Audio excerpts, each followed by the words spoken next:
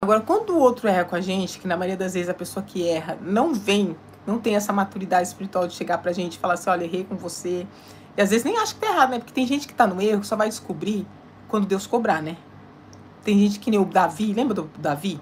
Ele pecou lá, pegou a Batseba, que era do amigo dele. Aí quando ele viu que fez, a burrada que ele fez, que a mulher ficou grávida, ele manda chamar o general dele, manda colocar o cara na frente do canhão pra matar o cara, pra que o cara não descobrisse que ele tinha feito tudo aquilo que ele fez. Ou seja, ele morre, ele não vai saber que eu traí ele. Entendeu? Só como se ninguém fosse saber nada. E sim, foi feito. Não foi? Ele morreu sem saber que Davi traiu ele. Só que Deus mandou o profeta Natan.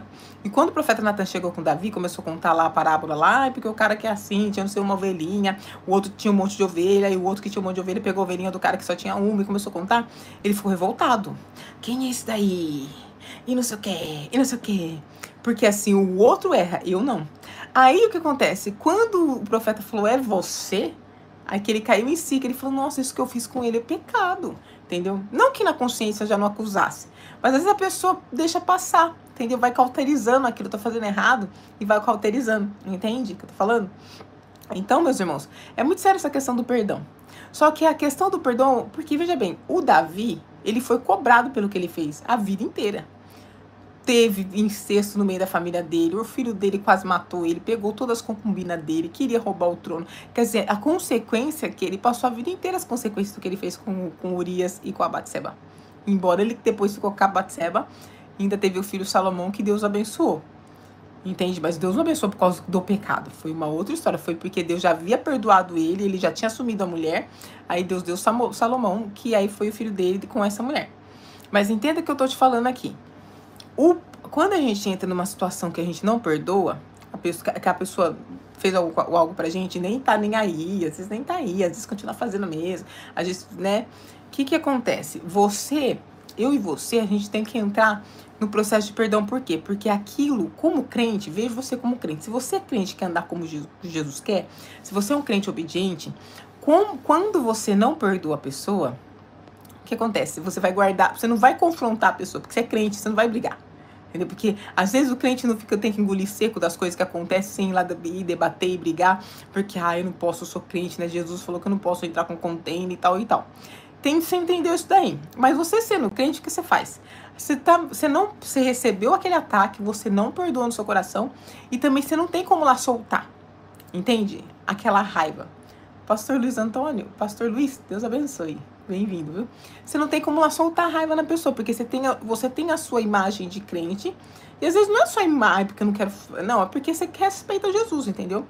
E aí, o que você faz? Você guarda aquilo no teu coração, mas você não perdoa. Aquela raiz de amargura vai crescendo, e às vezes vão mais profundo. Você não é aquela pessoa que vai disseminar contra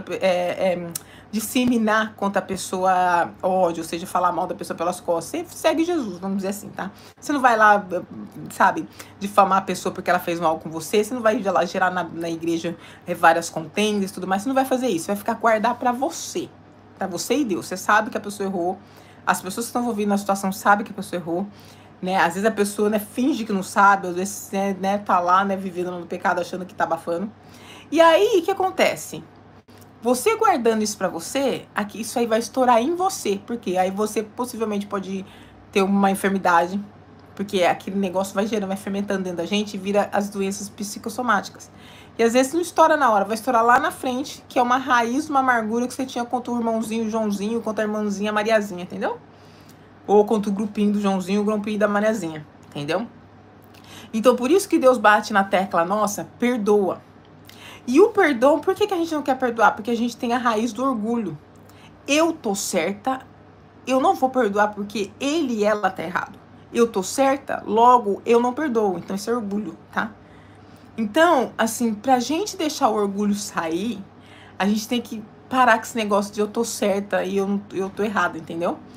Então, o que acontece? Você tem que pegar e falar assim, tá, você sabe com Deus que você tá certo. Tanto é que você sabe que é o seguinte, quando você faz esse processo de você entrar no perdão, no coração com a pessoa, com Deus, o que acontece? Fique em paz, porque aquela pessoa que errou com você, Deus vai entrar com justiça na vida dela. Ela pedindo perdão ou não. Davi teve o coração segundo o coração de Deus. Deus não deixou de aplicar as consequências no Davi, porque ele tinha o coração segundo o coração de Deus. Ele era um homem muito bom, E o próprio apóstolo Paulo, meus irmãos. Paulo é um dos apóstolos mais louvados na Bíblia, se você for ver. Só que Paulo, Deus não deixou de aplicar as consequências das coisas que ele fez. Ele não matou Estevão, não perseguiu os cristãos. Olha a história de Paulo que acontece com ele a vida inteira. Ele é perseguido, ele é enxotado,